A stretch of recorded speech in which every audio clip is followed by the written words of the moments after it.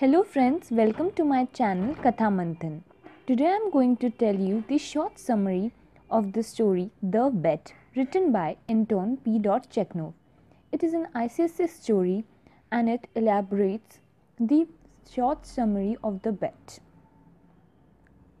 Chekhov's short story deals with a bet between a rich banker and a young lawyer, where the lawyer would get 2 millions if he remains in solitary confinement for a period of 15 years. The lawyer remained there for nearly 15 years and then at last hour he left the confinement as he realizes that the money is not worth the happiness. The banker, who wanted the lawyer to lose the bet as his fortune by that time has been on decline, also realizes that freedom and happiness can never be equated with wealth. As the realizations come to both of the side, therefore this short story is appropriately named The Bet. So let's start the summary of the lesson. One autumn evening, a banker hosted a party for the journalists and intellectuals. In the party, where there were many discussions going on, one of them was on capital punishment.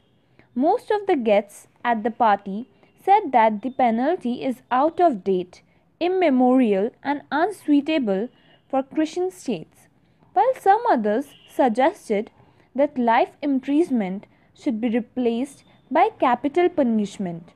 The host, however, was of the view that the death penalty was more humane as it killed a man at once, whereas in life imprisonment a man is killed slowly. Some observed that both were equally ruthless as both took away life. They were of the opinion that the state is not God and that it has no right to take away what it cannot restore. A young lawyer of 25 was of the opinion that he would go in for life imprisonment as it would allow him to live rather than to die. This led to a stimulating conversation. The young banker got enthusiastic and offered to have a bet for 2 millions if the young lawyer stayed in solitary detention for 5 years. The young lawyer, on the other hand, said that he was ready to stay in prison for 15 years if that is the amount of money at stake. Thus the banker staked his 2 millions and the young man his freedom by being in solitary confinement for 15 years, which resulted the bet. A night before the imprisonment was to begin, the banker recommended to the young man that if he desired, he could pull out his words, but the young man was resolute. The terms of imprisonment require the young man to be imprisoned under strict supervision in a lodge in the banker's garden, and that he would not step out of the lodge, see no human being, hear no human voice, receive no letters or newspaper, but at the same time he had certain privilege, such as he was allowed to have a musical instrument, books, and was allowed to write letters, to drink wine and to smoke. A little window was specially designed through which he could send the written request and receive necessary things. His solitary imprisonment began on November 14, 1870 from 12 o'clock and continued till 12 o'clock of November 14, 1885. A violation of condition would free the banker of paying 2 millions and sum of the bet will be nullified. During the first year of his imprisonment, the young man experienced solitude and despair. He declined to take wine and tobacco as he thought they exalt the desires. He reads books mainly of light nature. He played piano day and night. In the second year, he read only classics. In the fifth year, he again played piano and ordered wine. He spent time in eating, drinking, and lying on the bed, at times even angrily talking to himself. He wrote at nights for hours and destroyed the papers in the morning. In the sixth year, he began learning languages and even requested him to get in check by the language professionals. if there was a single error in them. After the 10th year, he reads only the Gospels. Theology and histories of religion followed the Gospels. In the last 2 years, he reads many books on natural sciences, Byron, Shakespeare, chemistry, medicine, novel, philosophy, and theology. The young man now had turned 40 and was to regain his liberation the next day. The banker thought he would be ruined and turn bankrupt if he parted with 2 millions, because by then his fortunes had changed for the worse due to this wild speculation. He felt jealous of the captive, who would regain his freedom, would probably marry and relish her life hereafter. Therefore, with the purpose to throttle life out of prisoner, he took the keys of the room and went where the prisoner was lodged. The prisoner was found fast asleep, looked pale, aged, and emaciated. Then the banker saw a paper written by him.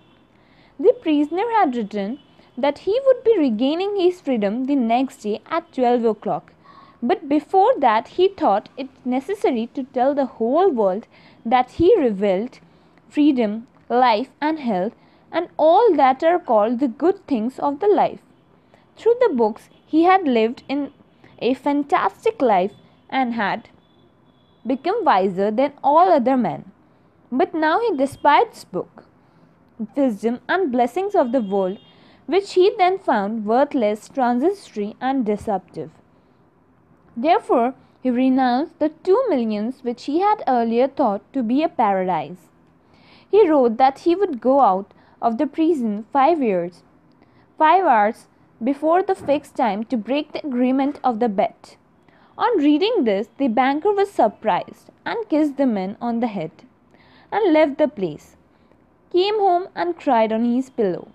Next morning, he came to know the watchman that the lawyer was fled.